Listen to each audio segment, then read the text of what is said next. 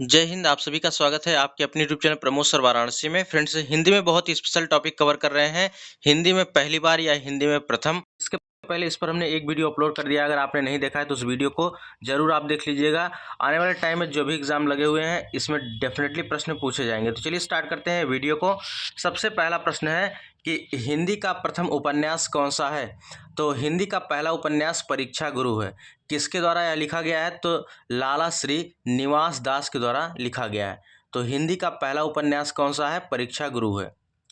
अगला प्रश्न है कि प्रेमचंद का मूल रूप से हिंदी में लिखित पहला उपन्यास। तो मुंशी प्रेमचंद का मूल रूप से हिंदी में लिखित पहला उपन्यास है कायाकल्प। 1926 में लिखा गया। तो एक डेट याद रखिएगा, 1926। कब? 1926 में कायाकल्प मुंशी प्रेमचंद द्वारा लिखा गया और इनका मूल रूप से हिंदी में लिखित पहला उपन्यास है।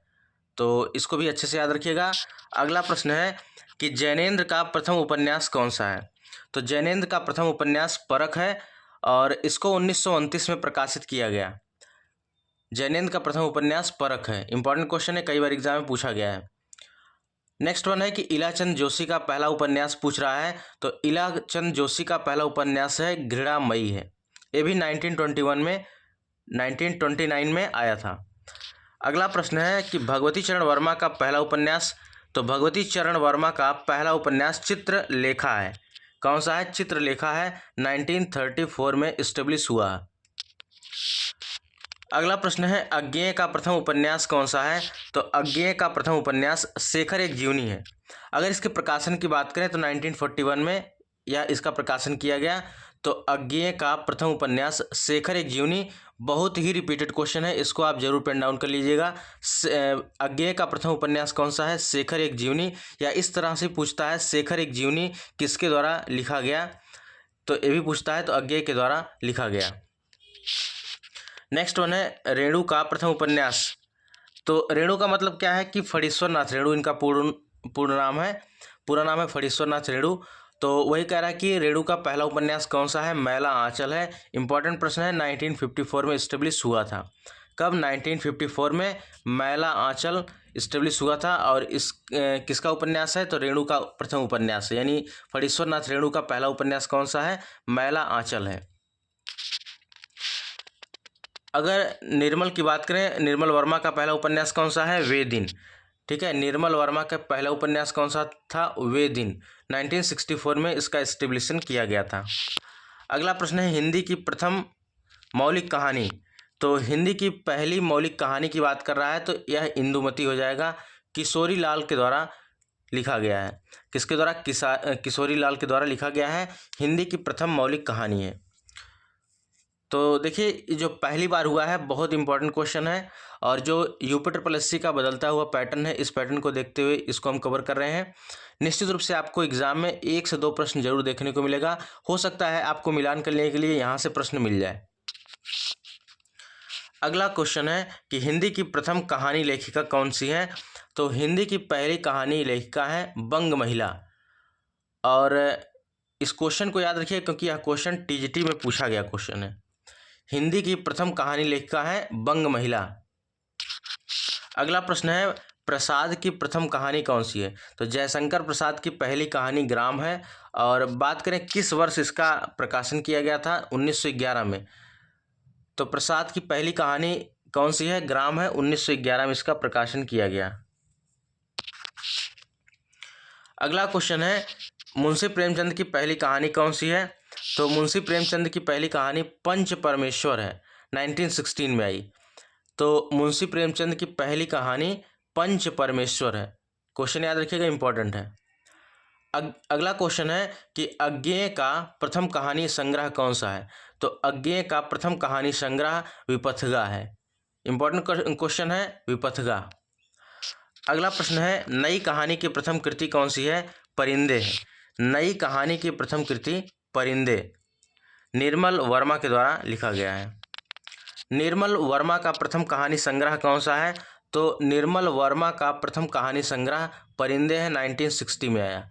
1960 में परिंदे आया। और यह किसका संग्रह है, किस कहानी का संग्रह है। तो निर्मल वर्मा का प्रथम कहानी संग्रह है। एक क्वेश्चन किस तरीके से पूछा जा सकता है कि निर्मल वर्मा का प्रथम कहानी संग्रह का नाम बताइए जो 1960 में आई थी।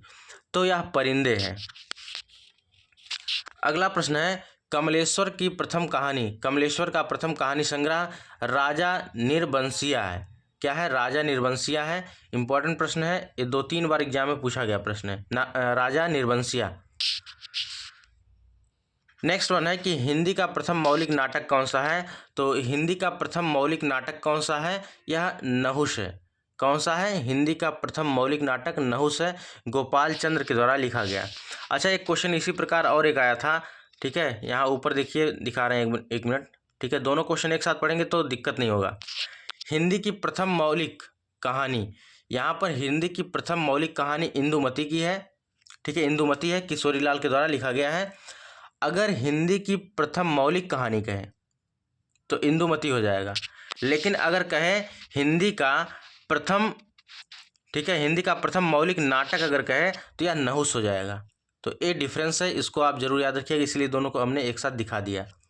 तो हिंदी का प्रथम मौलिक नाटक कौन सा है? नहुष है, गोपाल चंद्र के द्वारा लिखा गया। नेक्स्ट वन है हिंदी का प्रथम अभिनीत, ठीक है, हिंदी का प्रथम अभिनीत नाटक कौन सा है? जानकी मंगल है, शीतला प्रसाद त्रिपाठी के द्वारा लिखा गया है।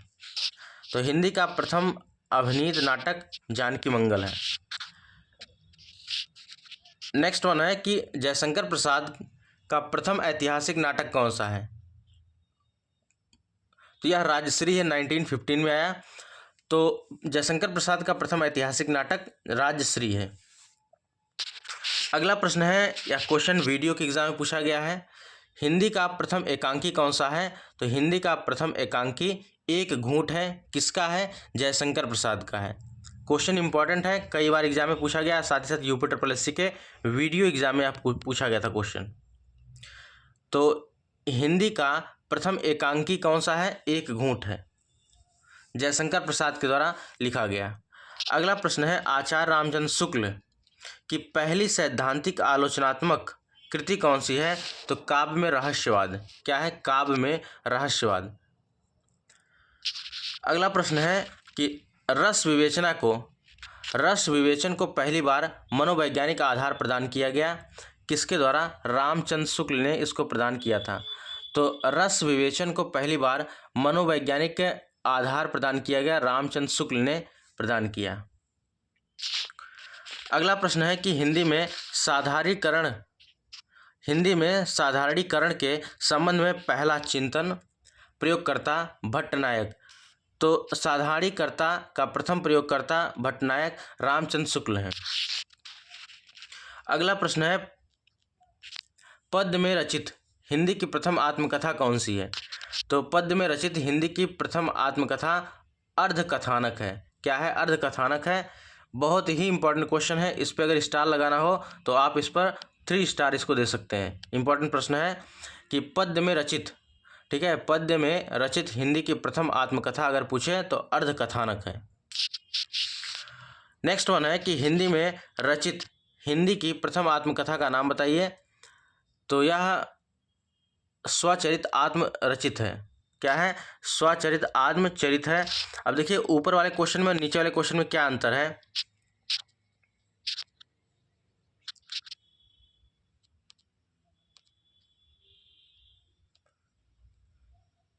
यहाँ पर देखिए अगला प्रश्न है कि गद्य में रचित हिंदी की प्रथम आत्मकथा कौन सी है? स्वचरित आत्मचरित है, ठीक है। और ऊपर देखिए पद्य में रचित पूछ रहा है, यहाँ पर गद्य है, यहाँ पर पद्य है, तो इस चीज़ को आप याद रखिएगा। अगर कहेगा पद्य में रचित हिंदी की प्रथम आत्मकथा तो यह अर्धकथानक हो जाएगा, लेकिन वहीं अगर गद्य कहेगा तो गद्य में क्या हो जाएगा? स्वचरित आत्मचरित हो जाएगा। ये क्वेश्चन इंपॉर्टेंट है, याद रखिएगा। और दयानंद सरस्वती के द्वारा यह लिखा गया 1879 में। अगला क्वेश्चन है हिंदी में प्रथम जीवनी किसकी है? भक्तमाल की है। तो यह किसकी रचना है? नाभादास की है। हिंदी की प्रथम जीवनी भक्तमाल है, 1585 में आई और यह नाभादास की रचना है। अगला क्वेश्चन है प्रथम मौलिक जीवनी लेखक कार्तिक प्रसाद खत्री हैं। प्रथम मौलिक जीवनी लेखक कार्तिक प्रसाद खत्री हैं। अगला क्वेश्चन है कि हिंदी में प्रथम संस्मरण कौन सा है। तो हिंदी में प्रथम संस्मरण हरिऔध का संस्मरण है। हिंदी में प्रथम संस्मरण कौन सा है, हरिऔध का संस्मरण है और बाल मुकुंद गुप्त के द्वारा लिखा गया है। नेक्स्ट वन है कि हिंदी में प्रथम रेखा चित्र पद्म पराग है और 1929 में प्रकाशित हुआ और पद्म सिंह शर्मा इसके लेखक हैं। नेक्स्ट वन है हिंदी में प्रथम यात्रा वृत्तांत की बात करें तो हिंदी में प्रथम यात्रा वृत्तांत है लंदन यात्रा। कौन सी है, लंदन यात्रा, श्रीमती हरदेवी के द्वारा लिखा गया 1883 में। इंपॉर्टेंट क्वेश्चन, इसको अच्छे से याद रखिएगा।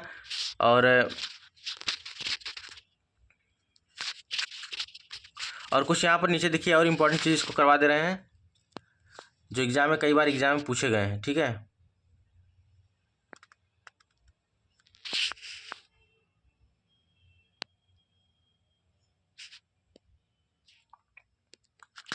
चलिए अगला क्वेश्चन है कि नवगीत परंपरा के सूत्रधार कौन है। नवगीत परंपरा के सूत्रधार हैं अज्ञेय। हिंदी आलोचना के प्रवर्तक हैं कौन है, भारतेंदु हैं। और हिंदी के प्रथम लक्षण ग्रंथकार, ये क्वेश्चन बहुत इंपॉर्टेंट है, हिंदी के प्रथम लक्षण ग्रंथकार कौन है, केशव दास हैं।